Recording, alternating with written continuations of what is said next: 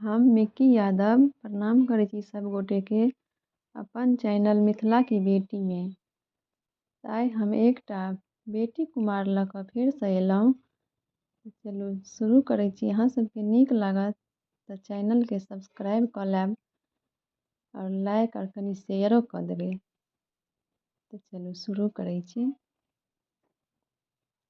आंगना में बोली बोली दादी करै छै रोदना। गै कतहु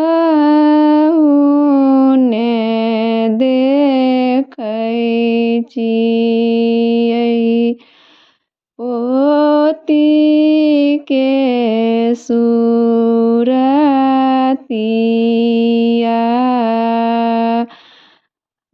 गै कतहु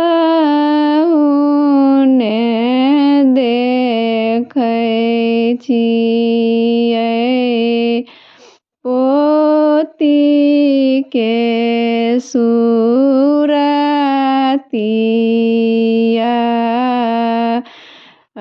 गै जकर जे खेलहि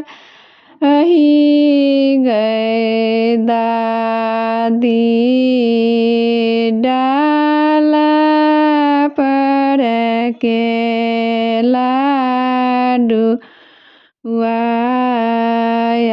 गै जकर जे खेलहि गै दादी डाल पर के लाडुआ।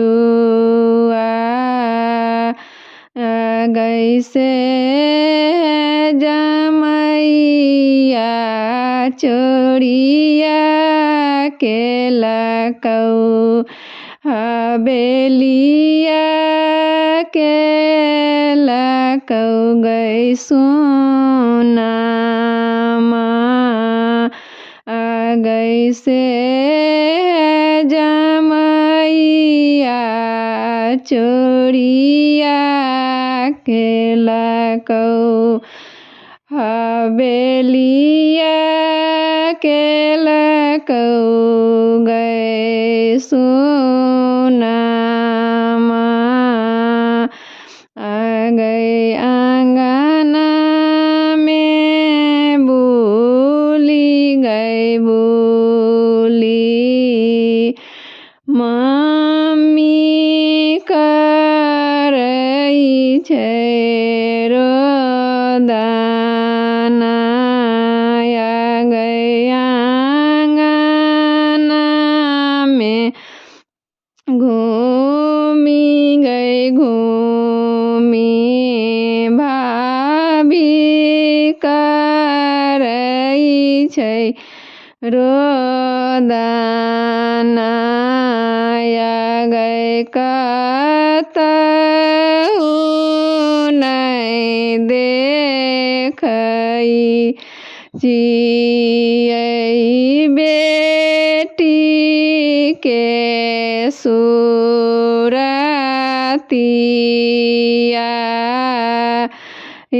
गै कतहु ने देखै छियै ननदीके सूरतिया।